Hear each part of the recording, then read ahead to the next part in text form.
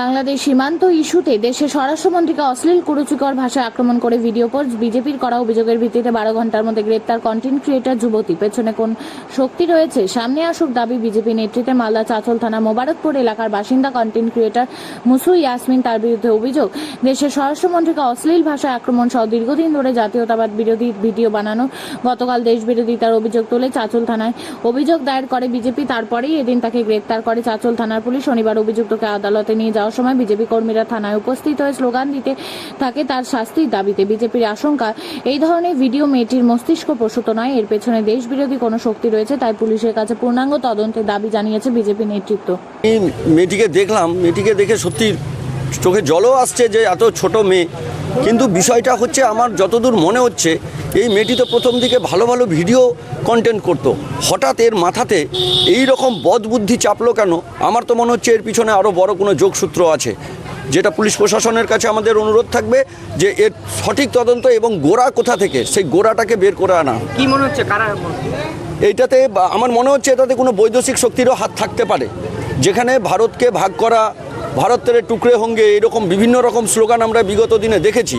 হতে পারে এই সব ভিত্তি করে এই সমস্ত মানুষদেরকে, সাদাসিধা মানুষদেরকে হাতে লাগিয়ে এই রকম পশ্চিমবঙ্গ ভাঙানোর কোনো পরিকল্পনারও ছক হতে পারে। মেয়েটির নাম কি?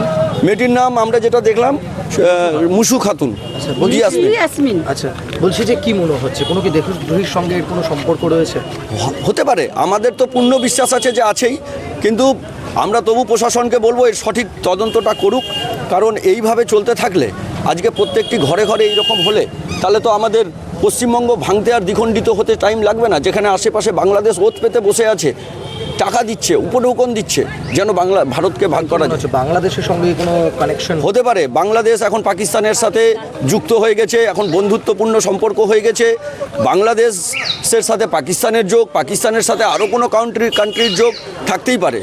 এগুলো তো আমরা এর আগে দেখা গেছে মালদা জেলার বিভিন্ন জায়গায় জঙ্গি সংগঠনের স্লিপার সেল কাজ করেছে, যারা এই ধরনের দেশ বিরোধী ন্যারেটিভ ছড়িয়েছে। এখানে আমরা খুব এতে খুশি বা খুব আনন্দিত হয়েছি, কারণ যে এই রকম যারা ফেসবুকে স্বরাষ্ট্রমন্ত্রী, প্রধানমন্ত্রী, পুলিশ প্রশাসন প্রত্যেককে নিয়ে এই সব যে নোংরা ভিডিও করছে, এটা আমরা কিন্তু একদম চাই না। আমরা একদম চাই না। যাক, আমরা কালকে এসে থানাতে যে আমরা থানায় ওর নামে যে এফআইআর করা হয়েছে কেস, প্রশাসন আমাদের পক্ষ হয়ে খুব ভালো কাজ করেছেন, ওকে যে তুলে নিয়ে এসছেন, আমরা এতে খুব খুশি। আমরা এখন চাই ও আইনের দিক দিয়ে যেন যেটা আমাদের ও শাস্তি পায়, যেন সঠিক শাস্তিটা হয়। ও কি নিজে একাই করেছে না কি মনে হচ্ছে? ওর না, হ্যাঁ, ওর তো পেছনে বড় হাত আছে, নাহলে একটা বাচ্চা মেয়ে এইভাবে এত বড় সাহস পায় না যে মন্ত্রীদেরকে নিয়ে এত নোংরা ভাষা বলতে পারে। হ্যাঁ, আমরা ওর বিচার চাইছি, যে ওর যেন কঠোর শাস্তি চাই। এমন শাস্তি হোক যাতে। আমার নাম বন্দনা চক্রবর্তী। আর কেউ